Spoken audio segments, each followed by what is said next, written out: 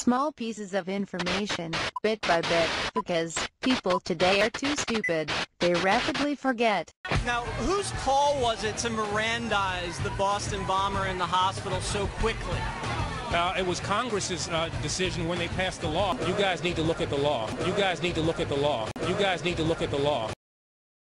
Eric Hampton Holder Jr. Can you say Hampton? Obama appointed Eric Hampton Holder as the 82nd Attorney General of the United States. When presidents are elected, they appoint people to positions that hold similar worldviews. This is no chance appointment. Obama and Holder hold all the same views. Eric Hampton Holder's law firm provides Guantanamo Bay terrorists with more than 3,000 hours of pro bono representation. Pro bono, meaning they defend these terrorists for free. Holder's firm won victories for several Guantanamo Bay terrorists in the U.S.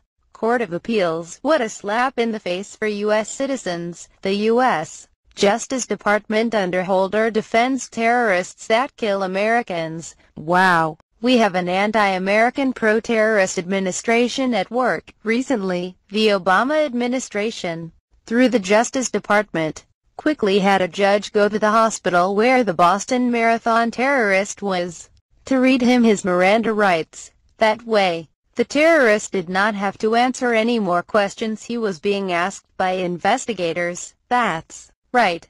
Holder and Obama did not want the terrorist to be questioned anymore. Once again, Obama and Holder went out of their way to protect and defend American killing terrorists. The FBI was surprised by this move from the Justice Department. In this video, Eric Hampton Holder scolded all of us for not knowing the law. Well, it seems that someone who is the top law enforcer of the land should know the law as well. It is apparent that Eric Hampton Holder is, once again, a complete liar. He is either a liar or a really stupid attorney, or both. Holder should know that it is not required to read Miranda rights in all cases. Why lie about it? Because he and Obama go out of their way to defend Islam and terrorism. Law enforcement officials only have to Mirandize a suspect if they intend to use the statements at trial. In the Boston Marathon case, law enforcement used the public safety exception. This exception is a designation that allows investigators to question a suspect before apprising him of his rights when they believe there is an imminent danger to public safety. When police officers are confronted by a concern for public safety, Miranda warnings need not be provided prior to asking questions directed at neutralizing an imminent threat.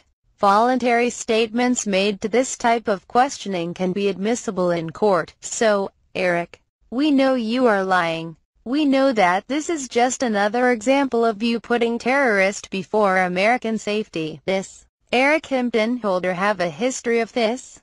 Yes, he does.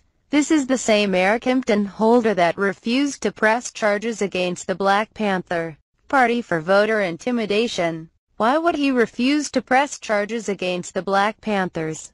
We only need to look at who is a supporter of the Black Panthers to find this answer.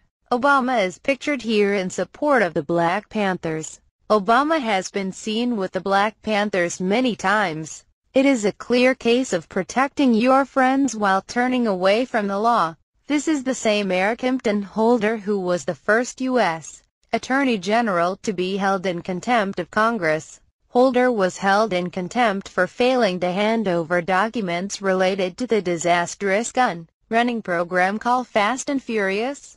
Why would he withhold evidence? He did so to cover up the fact that the Obama administration tried to use Fast and Furious as a weapon against the Second Amendment. If they let guns get into the wrong hands, they could claim that, once again, America is the problem. We need to get rid of guns. As a sidetrack, did you know that Obama would never be allowed to work for the FBI? This is due to his background. He would never be hired by the FBI because of his radical Muslim associations, as well as his associations with domestic terrorists. Back to Eric Hampton Holder. He has a history of supporting communists and murdering terrorists over the American people. While under the Clinton administration, Holder worked overtime to obtain a pardon for 16 murdering terrorists who were members of the Puerto Rican terror group FALN. These 16 terrorists had been linked by the FBI to more than 130 bombings, several armed robberies,